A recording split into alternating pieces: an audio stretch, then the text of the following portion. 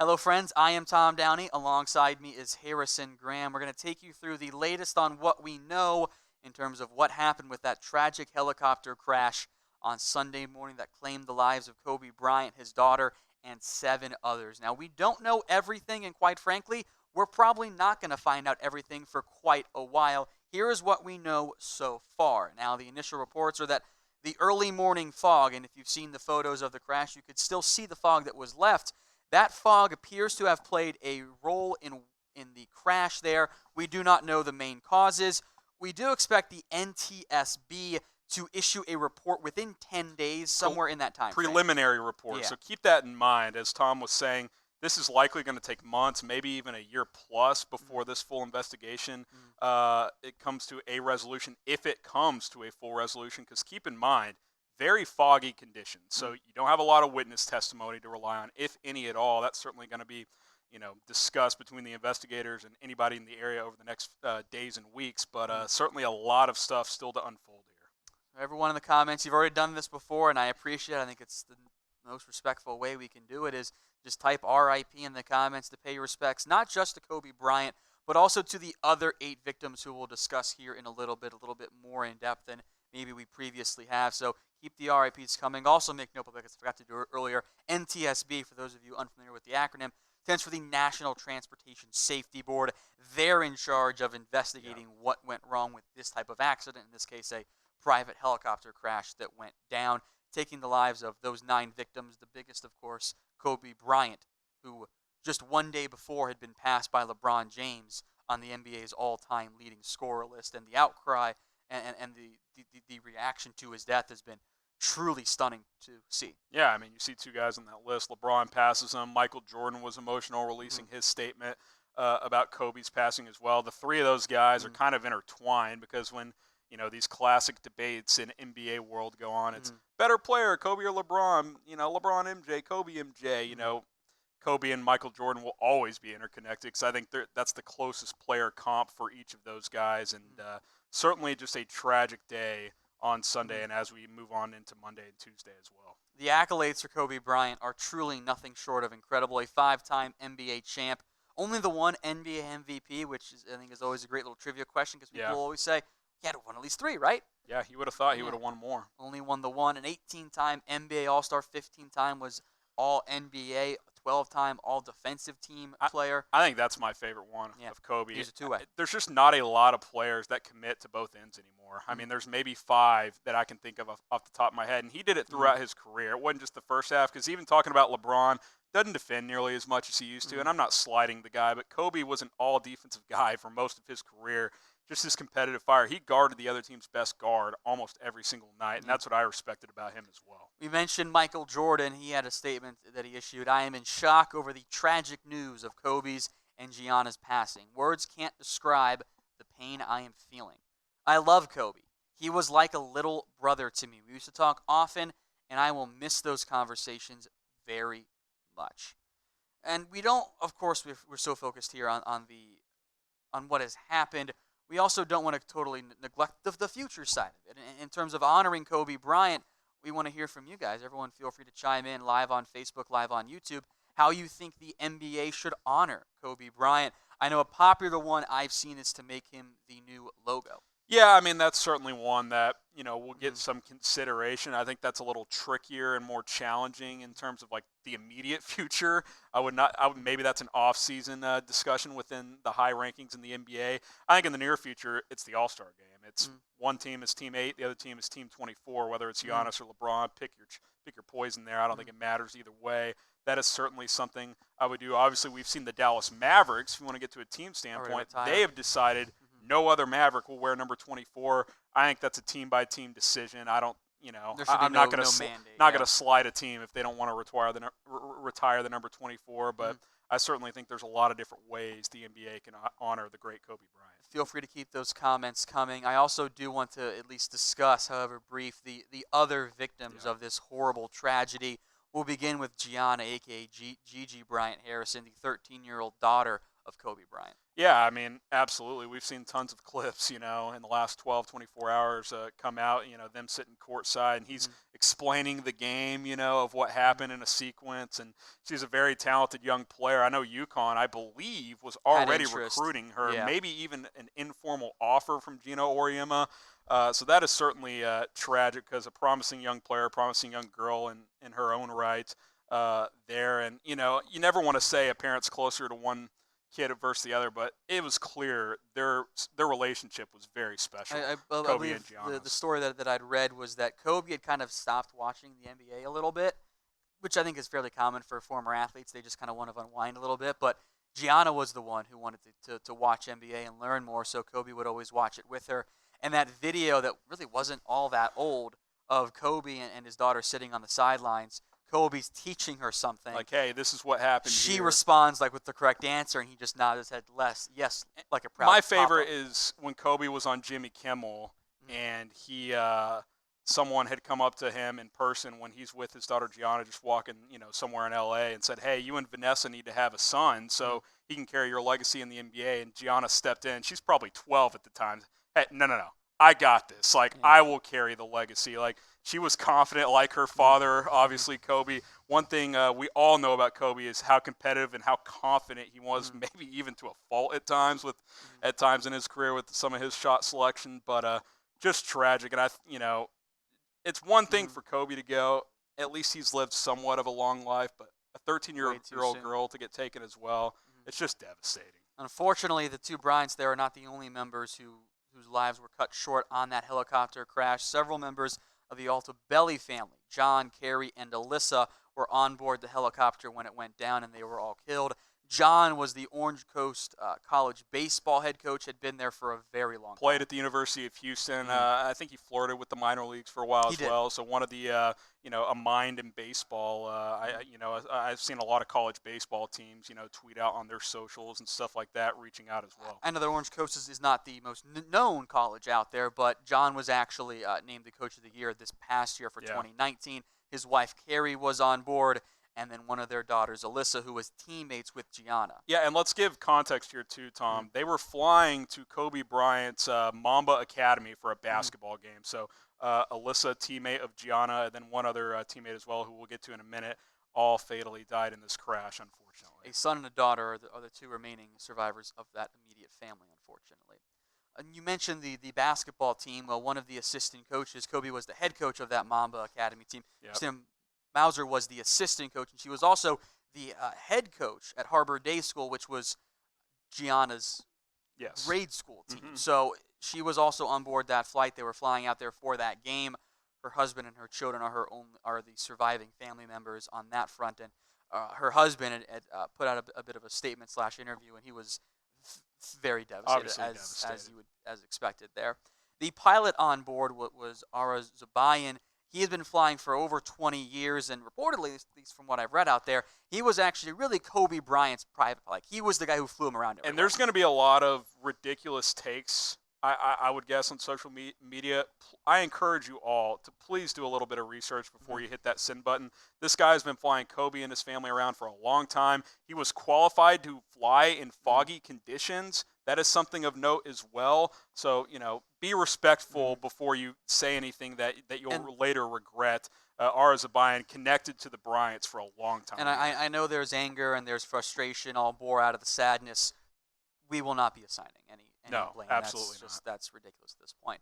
And then the other two on board were Peyton and Sarah Chester. Peyton was another Mambas player. Her mother, Sarah, was also on board flying out to that game, which I think they were only maybe 10 minutes away from actually arriving there. Yeah. Husband and two sons are the surviving members of that immediate family. So we send out our thoughts and prayers and our true heartfelt condolences to all of those who were impacted and affected by this horrible helicopter crash. And with that in mind, we'll go ahead and give a little 24-second moment of silence here.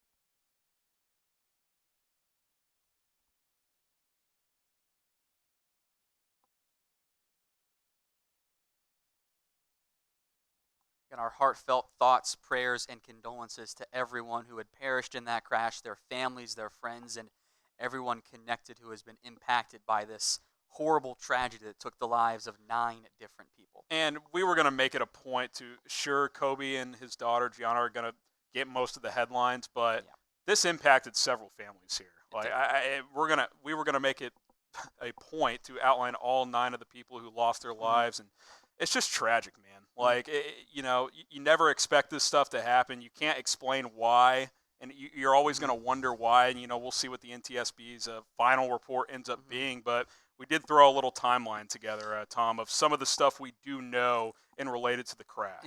We know that the question why is the main one right now, and we'll try to answer that as best we can without speculating here. We do have the generic timeline here of the crash that the flight left John Wayne Airport just south of L.A. around 9:06 a.m.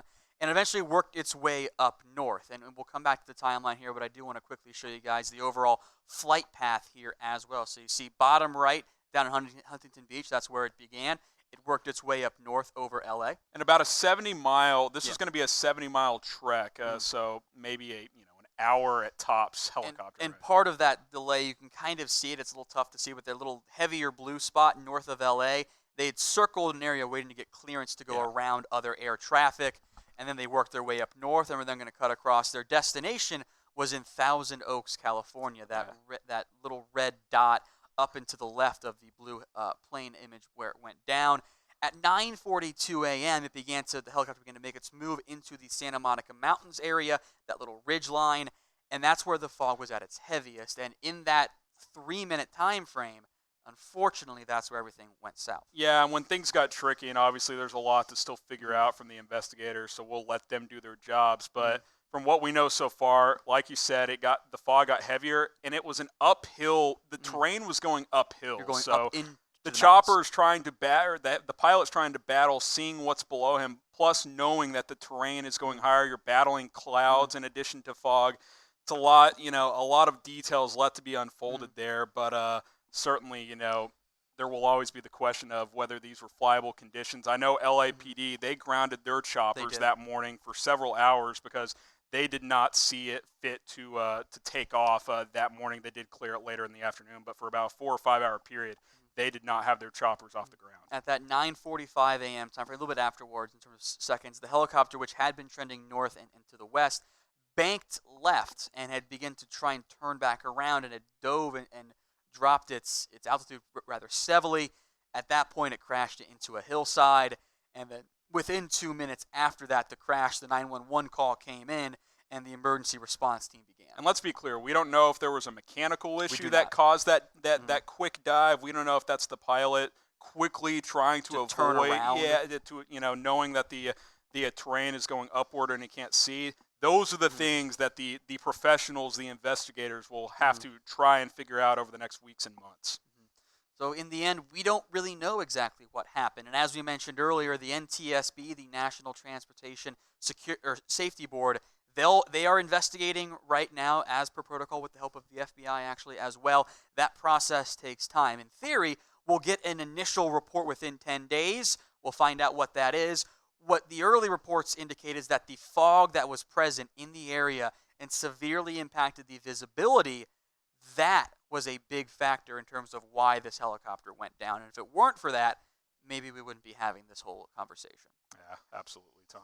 Again, as you mentioned, Harrison, the LAPD, who typically operate under, I don't want to say safer standards, but a higher bar in terms of what they consider safe travel, they had grounded their choppers. And we should make this point, too. Just because LAPD deemed it, quote, unsafe or unpermitting to fly, doesn't mean that, private, helicopters and these other, private flights can't take place. I mean, we talked about it earlier they had to wait for air traffic to clear so they could, continue to fly. So there were other, aircrafts in the air. This was not one helicopter within 100 miles that was flying at the time. Like, there were other flights taking place as well. So this is not some irrational decision to decide to fly. Now, looking back, would you have, liked them to have taken the safer route? Absolutely, but life doesn't work that way.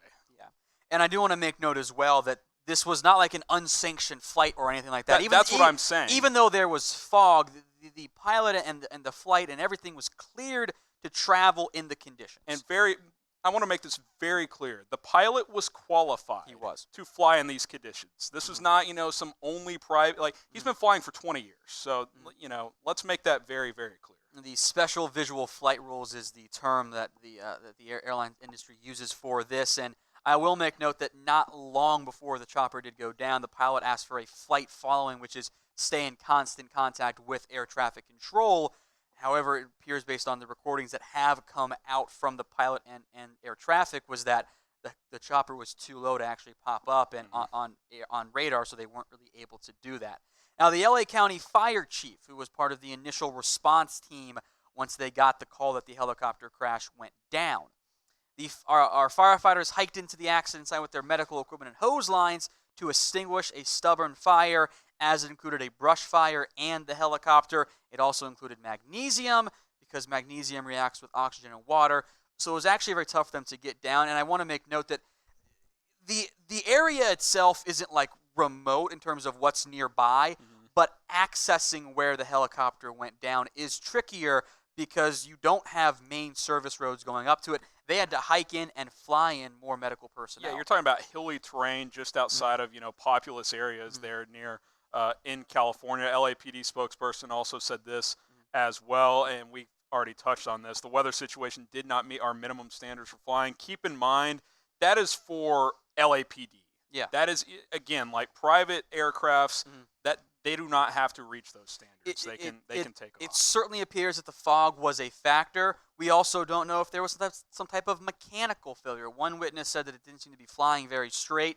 Yeah. Who knows, because it was so overcast and foggy that it didn't have great impact. But although the fog was a factor here, beyond that, we don't really know what went wrong here. And at this point, it's going to be tricky to figure out exactly what went on, at least until the NTSB initials their initial report, and then who knows for how much longer, their finalized report. Considering the names on this aircraft, they will go above and beyond on making sure they dot their I's and cross their T's and finalize this report. It will take a while, but they will do their due diligence, and Absolutely. In several months, hopefully we'll find something out, concrete. Again, it was an overcast day. There were other witness statements, and the tricky part for the NTSB here is that normally you can kind of count on those because you can, almost translate from normal people speak to, okay, what does that mean technically? Yeah, and Stepanski here lives within a mile of the crash, and she said she couldn't see more than a few hundred feet in front of her. So that kind of outlines just how foggy it was in that area. Now, where they took off, it was not nearly as foggy. But once they got to that specific area, about 15 miles from Kobe's practice facility there, where they were going to the tournament game there, it got a lot foggier. Yeah, it did. And again, we send out our thoughts and prayers and our condolences to everyone impacted by the 9 fatal deaths in that terrible helicopter crash. And, of course, this is a sports channel, so we will focus in on Kobe Bryant on that one. And his NBA career had ended, Harrison, and he will go down undoubtedly as one of the greatest to ever play the game for the Lakers, for NBA, for basketball in general. He was a known person by even non-NBA fans. You say Kobe, everyone knows who you're talking about. And basketball and non-basketball fans all over the world. This kid, he grew up in Italy for much of his childhood. His dad played overseas in Europe. He speaks like 4 languages. He speaks like 4 languages. It's crazy to talk in past tense now, but I remember seeing old clips when he had teammates who didn't speak English. He would make it a point to at least learn enough of their language so he could talk to them and communicate with them. I remember Sasha Vujicic, who was a 3-point shooter on those teams with Pau Gasol. What a blast from a pass, by the way. But I mean, you see clips from back then when he's talking to him like, hey, let's do this in his language. And, that kind of spoke to his leadership and he was going to do whatever it took to be the best leader, the best teammate, the best competitor, put himself and the Lakers in the best chance to win. And that included learning different languages with teammates who did not speak English. Truly, this guy was a very, very smart guy in addition to just being a great basketball player. He was someone who, even at a young age, kind of understood, okay, how can I maximize the hours that I have available? Yes. And that was part of the reason why he often flew on helicopters, was he didn't want to give up anything on the court in terms of his time.